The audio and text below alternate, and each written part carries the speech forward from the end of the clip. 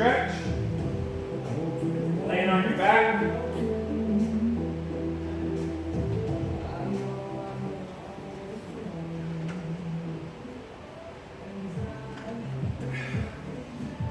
So as they say in yoga, let's lay in savasana. Uh-oh. My rule is that you don't have to stretch if Henry comes for pets. But that doesn't really apply to me. Okay, savasana is have your palms up, relax the whole time. If you do feel this in your lower back, you can bend your knees to allow for that lower back to relax. So let's, everybody inhale, reach your hands up above your head, reach those toes away if you can, reach those hands away, reach those toes like two ropes are pulling you apart, reach a little bit more, and exhale, bring your hands back down, and inhale again, grab that left wrist with your right hand, pull yourself over, making a big nice crescent moon on the left side of your body, over like so. You can take that left foot and cross it over your right if you'd like to get a little bit more. And then come back to center, grab the other wrist, go the other side, nice crescent moon on the outside of your right body. Trying to get those hands to the floor if they're not there. But just pay attention to your mid body, those ribs, that lower back. Is it arching? Find that happy medium where you feel good. Take a couple breaths here, and then come back to center. Exhale down, bring your knees to your chest. Rocking side to side, hugging those knees. Rock side to side. Just nice and slow. Now let those knees fall down to the right side. If your knees don't stay together, you can bring your hand between your knees or bring that right hand and pull those knees down. Take that left shoulder, try to get it to the floor, reach your hand to the left. That left shoulder to the floor. If your shoulder is on the ground, focus on trying to get those ribs to the ground now. Breathe here, about 4 seconds in through your nose, 4 seconds through your mouth. When you're breathing through your mouth, you want to pretend like you're blowing through a straw. Create a little bit of tension through that breath.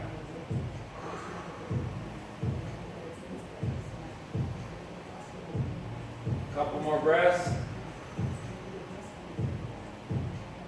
On your next inhale, bring those feet back up. And then exhale, the feet or the knees down. Reach to the right side of the room. Keep your right shoulder on the ground. Keep those knees together.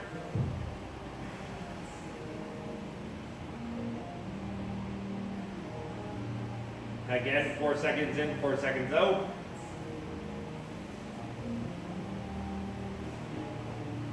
Last little bit. One more breath. And then come back to center.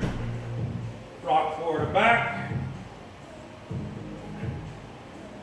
Come up to seated position. Can you touch your toes? I make it, some people tell me I'm like, can you touch your toes? It's simple for me. Some people just have really tight hamstrings, or then on the other side, some people they're like super already stretched, but their hips need to be able to articulate more. So if you think about trying to get over top of those hips, rather than having the hips back, because that's, if I have my hips back, I can't move, but if I rotate my hips forward, then I can get that. So if you are on a mat like this one, if you just get on the edge, and then let your butt kind of on the sit bones kind of turn forward, then that will help you get that hip articulation to rotate forward. And then when I do that, I can get my whole palm on the bottom of my foot. There you go. Can you notice the difference there? Yeah? So let's have everybody bend your knees, grab your feet. You're trying to get your arms on the outside of your legs, but that's okay if they're not. And then let's push your feet forward, slide your butt back, trying to keep your chest to your knees. We're going to try to keep that the whole time. Only keep on pushing your feet and butt away from each other if you can keep that chest to quad contact. So I'm moving nice and slowly, letting my body adjust.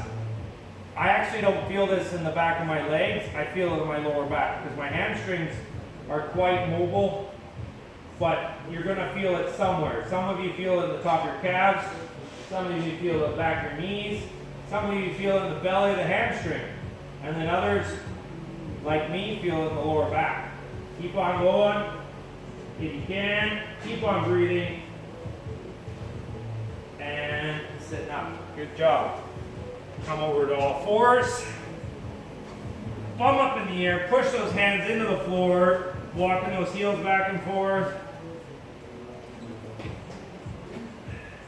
Now keep the right heel down.